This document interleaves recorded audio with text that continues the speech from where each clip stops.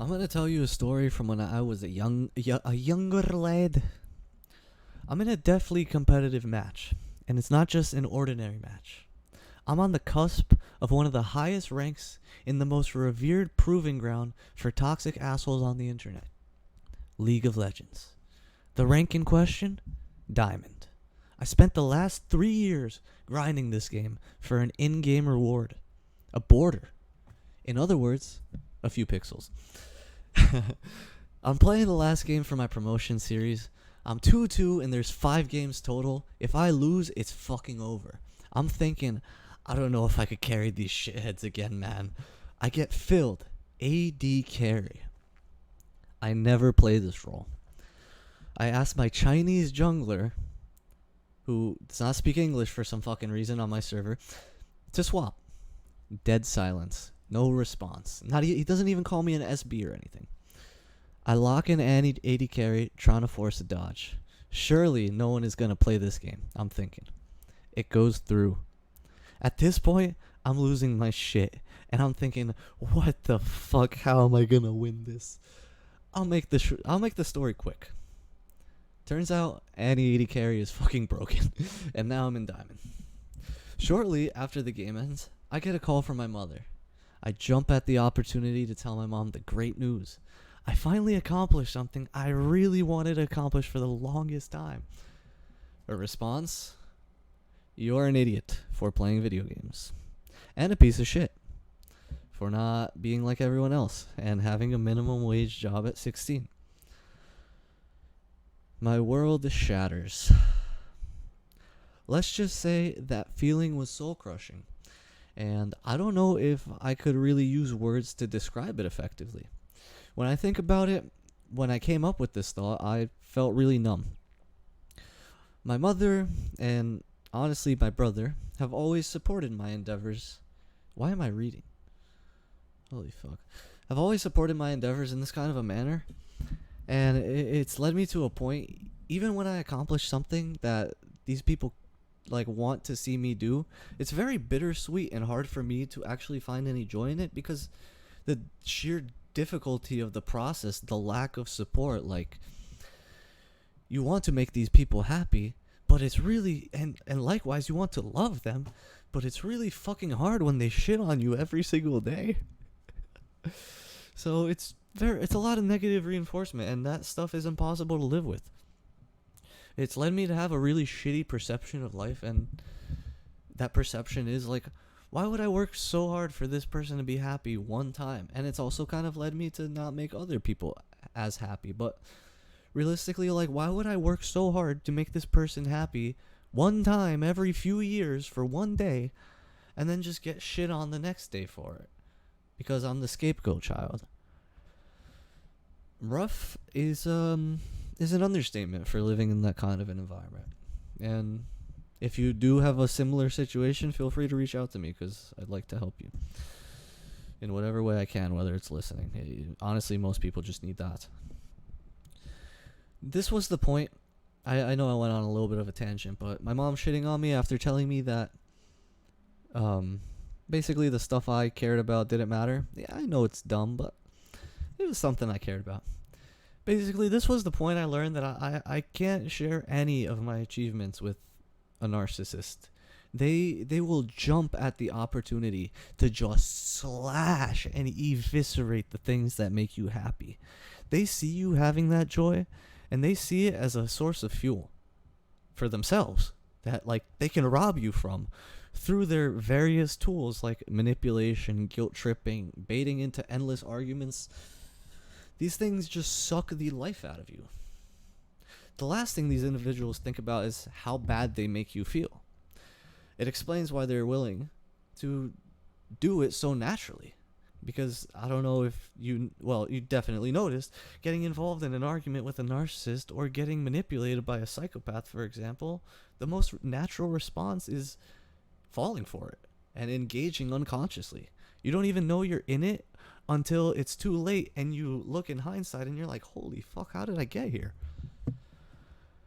The only thing I found to work when dealing with these types of people is resolve. And it's really hard to contain this type of energy because I'd love to share the good news with people.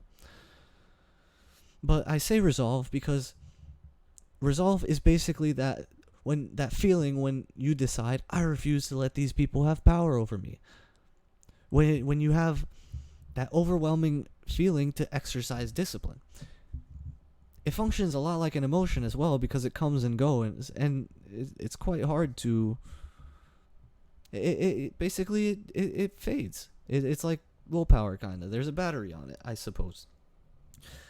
You can analogously think of it as a less understood emotion that we all experience, that the yogis basically speak a lot about. They don't really speak about discipline, they talk about this idea of resolve. Realistically, when you allow the narcissist to shape your world, your perception of yourself, you are surrendering your life to that person. The only thing to come of trying to live a life fulfilling somebody else's needs is a shell of a human. And the longer you kick that ball down the road, the worse it's gonna get. When you get knocked down by these types of people, that feeling is fucking god awful. We have to understand that the reason we allow this to happen is because we ourselves are insecure. And just like your bicep, you could train this muscle of security. David Goggins speaks of this idea that you can get to a point where you know yourself so well, nobody can look down on you and try to hurt you. Hence, the book Can't Hurt Me. Because, obviously, these people's words and thoughts don't define you. However, your emotions in the moment can make you hyperfixate on these thoughts. And they simply aren't a reflection of who you are. They're just drastically intensified by the emotion. And so these people's thoughts don't define you. And honestly, neither do your own thoughts. They don't necessarily define you. What actually defines you is the actions and what you do and think every single day. We make progress through resolve, living in this like shitty, narcissistic household environment. If you're not aware enough and you put your foot down and tell these people that I'm not going to allow this narcissist to get into my head and suck me of this beautiful energy that I can put out into the world, well, then you're going to fall for it because they're so good at manipulation. They're so good at baiting you. You don't even realize that you're doing it.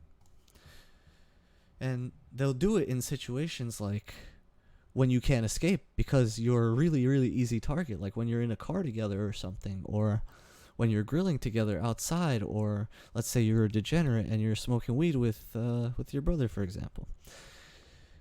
And this is an interesting part of the video for those of you that have gotten this far. And I would really like for you to journal this.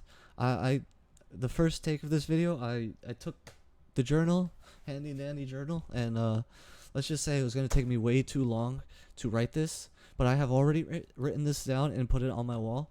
So I want you to hopefully write this down. If you have to go get a pen and paper, if you have to get a pencil and a journal, whatever the fuck, pause the video now and go do that. And if you just want to listen to my poem or my mantra, I'll share it with you. Oh, I forgot. If your name is Steve Buscemi or Casper Prokowski, get a crayon. Okay. I want you to take a moment and write this down. Otherwise, you won't get too much out of it.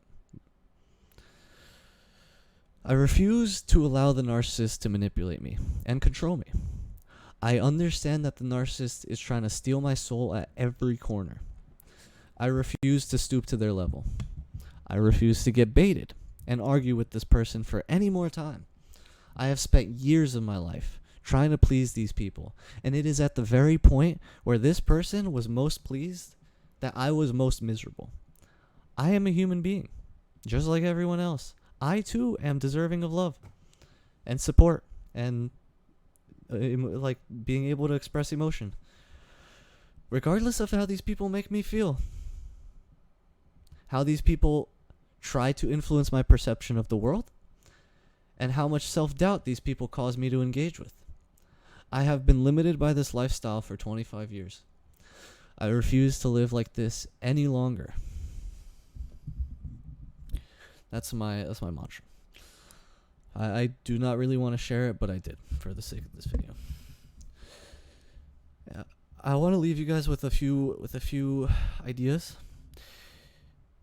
As somebody who has trust issues, being vulnerable can be a strength, and exposing yourself, as hard as it is to do, it can actually be very empowering, because you're giving yourself the opportunity to go out and have good relationships. Another point. Internalizing the negative thoughts these people make you feel is actually going to lead to your death. Unironically, it will manifest in a fucked up way, and you do not want that. So whenever you get the opportunity, hopefully you have friends, some sort of social circle that you can engage with and vent your feelings. I've actually found this practice to be incredible. I've started to vent my feelings when I feel incredibly down and all this negative stuff. And then about an hour in, I'll realize that it's just my ego talking. And it's the emotion that is really intensifying these thoughts that I identify with. And they aren't actually me. The only thing that I am is a vessel for procuring things to happen. Like, I'm not my thoughts. I am just whatever this body, whatever my mind, and whatever my heart, soul, if you want to say that, is. And once you peel back the ego, the only thing you have left is things to improve on. And this is also an important reason why you need more than just the narcissist in your life, so you don't go absolutely fucking insane. Because you need people to keep you sane so you can express yourself. Journaling is great, but talking to a friend is unmatched. We all know the beautiful Tim Ferriss quote: "The urgent crushes the important." Don't let these people crush your dreams, your aspirations, because of the negativity they make you feel when you basically get into these arguments. When you tell them good news, you're inevitably going to have to cope with it, and it's not healthy. And the very last thing I want to leave you guys with is, you may have one voice that's really loud in your head. Imagine how much you care about your mother's opinion, or your brother's opinion, or somebody else's opinion in your life that you are really attached to. If you're most sad when these people are most happy, maybe their approval is not the end-all be-all of life. One day you will die, potentially not having lived up to your potential as a result of these people's judgment, and none of it will matter. And additionally, they will all die. And you will not have been the person that you should have been because of their judgment. Because you allowed these people to have power over you in the form of self-doubt. TLDR. Narcissists are killing your gains. I hope you got something from this video. If you did, like, subscribe, comment. I hate asking for that shit, but honestly, subscribe, because I love making these types of videos, and maybe you'll get something out of it. Peace.